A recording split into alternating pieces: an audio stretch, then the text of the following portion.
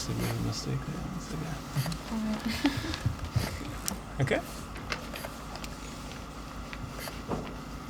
Mr. Erwin Lutter, thank you again very, very much for the honor that you've given our institute by coming here today and for the excellent keynote address. We'd like to use the opportunity now to ask you a few more questions, just to go a little bit more in depth with issues such as multiculturalism and integration. Allow me, if I may, to pose the first question. How does multiculturalism, either positively or negatively, affect the development of society? And does multiculturalism threaten citizenship or national identity and cultural roots? Okay, thank you. It's an honor for me to be here with you. And I think multiculturalism is an enrichment. Every society can learn from another culture, and it starts with the kitchen. We go to an Italian restaurant, to a Turkish restaurant, to a Greek restaurant, and we say this is good for us. We like that. And also the cultural exchange is an enrichment for every society.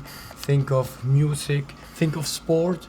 We have a Turkish player in our football team, so I think both can have a profit.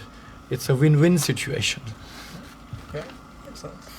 Perhaps you already said that multiculturalism, you preferred interculturalism rather than multiculturalism. Of course, it has a lot of merits because sometimes people may not be prepared to adopt the other cultures and to live with it together, whether interculturalism is mutual respect, but there's a dividing line. Now I would like to go one step further down. Multicultural or intercultural relation between the adherent of the same religion is easier because values are close to each other. But if we take the adherent of different religions, for instance, Islam, how do you see that Islamic values, do they constitute an obstacle for the integration? This is one part of the question. Secondly, whether you see the Islamic values or Islamic religion compatible with the German values and perhaps universal values. Okay, I think it depends. When you speak of a fundamentalistic Islamic belief, then surely it is an obstacle, and I think nobody would deny this fact. But on the other hand, in my hometown, we have two different mosques, one very fundamentalistic one, and they are not interested to live with us. They are more opposed in between themselves than they are opposed to the German society. But they don't want to send their children in our schools.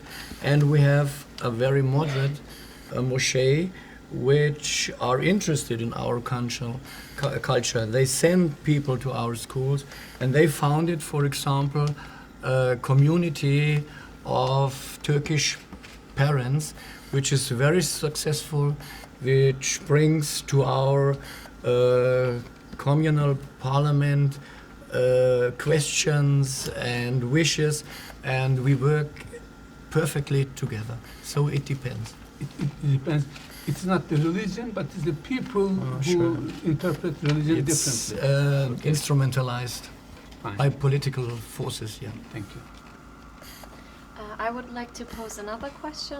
Is the trend of multiculturalism a process that is developing, or is it dead? And what's your view? I think it is developing, and we have so many refugees, for example, and the amount is ascending, and we as a community face the problems to provide them houses, shelter, and etc. So I think we have to deal with those questions with different cultures, And I can say you in my hometown it really works perfectly well.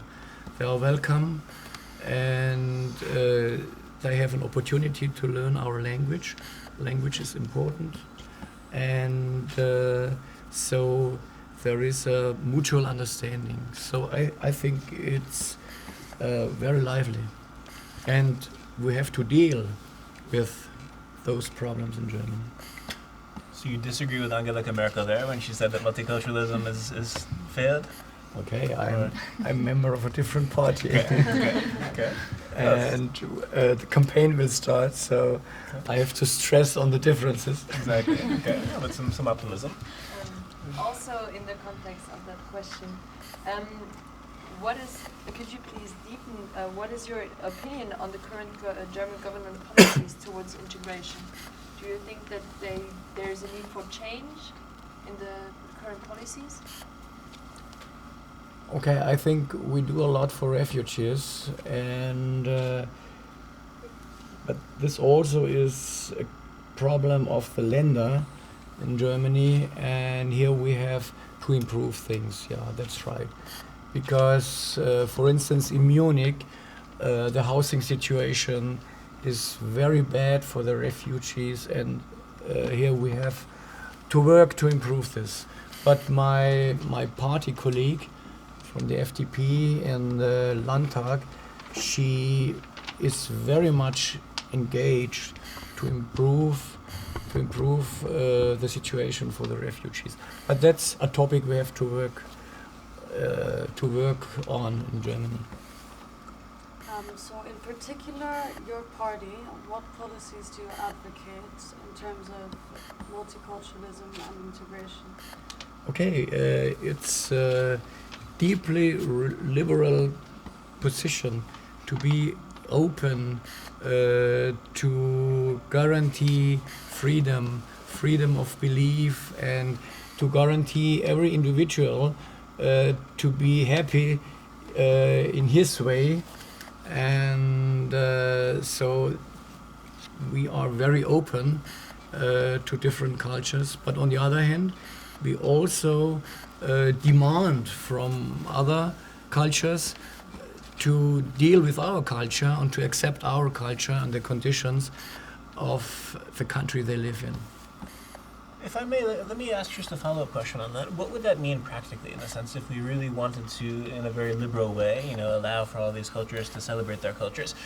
What would that mean practically? In the sense, I've noticed in Europe sort of a sterilization almost of the classroom. In the sense, the idea is to strip away all differences so everyone looks the same, whether it's headscarves, this and that. Is that the solution, to sort of sterilize everything, make us look the same, or is there a way of maybe embracing that diversity and allowing for those differences to be there? If you just expand on that, what do you mean when you say this liberal approach? I don't know if I got your question. Really. How does one bring these cultures together in a way Okay. that really they can coexist in a peaceful and a productive way? Okay, I think the basic is the German constitution, and everybody who lives in Germany has to accept the German constitution, which is, I think, a very liberal constitution which allows everybody to live in his way. And everybody who lives here has to accept our constitution. I think these are the preliminaries, as I would put it. And on this base, I think we could come to a good coexistence. Was this your question? More or less. So the basis, I think we would all agree, of course, living in a country, one has to respect the Constitution and the laws. But I was just wondering, practically speaking, because some of the issues in Germany, we've seen debates about the headscarf debate, for example, and I've seen sort of this tendency to try to take away differences in terms of making, whether it's teachers look the same. Is that a direction you think that will continue? Or? Okay, I think this is a work the people have to do. Being a politician, I just can set the base for coexistence, for working together, but the people have to fill this with life. And for instance, in my hometown, we have a Turkish teacher for the Turkish pupils who come to us, and we have in the university a professor for Islamic religion and in German language, so that we can understand what they teach. And I think these are steps to bring the cultures together and to create a mutual understanding. Okay. But I think the policy in Germany is to leave it up to each federal state. Yes. Up until now. Cultural problems are a thing of the federal states, yeah. Okay. Fair enough. Okay, and final question. What are your visions for the future, and how do you see our multicultural society developing? My vision goes clearly to Europe, to a more united Europe than we have at present, but based on a democratic base. The European Commission is not democratic voted, democratically elected. Is not democratically elected. They are appointed, the commissioners, and I would like to have this on a democratic base with a constitution approved by the people. This would be my vision. My vision goes towards Europe and to a free and liberal Europe, open to different cultures. Mr. Lothar, thank you very much for the interview and your views, and I hope that your optimism comes to fruition when it comes to the future of Europe and also multiculturalism. We'll see us again in 10 years. Looking forward to it. But thank you. Hopefully before then. Yeah, Okay. sure. Thank you very much. You're welcome. Thank you. It was a great pleasure to Maybe we can do a photo standing here as Okay. well. Okay. And as I said, if everyone could please be in front of the elevators downstairs by 1:15, that would be excellent. And we will move to the Bundeszentrale for Politische Bildung. So you have a brief lunch break in the meantime. Thank you.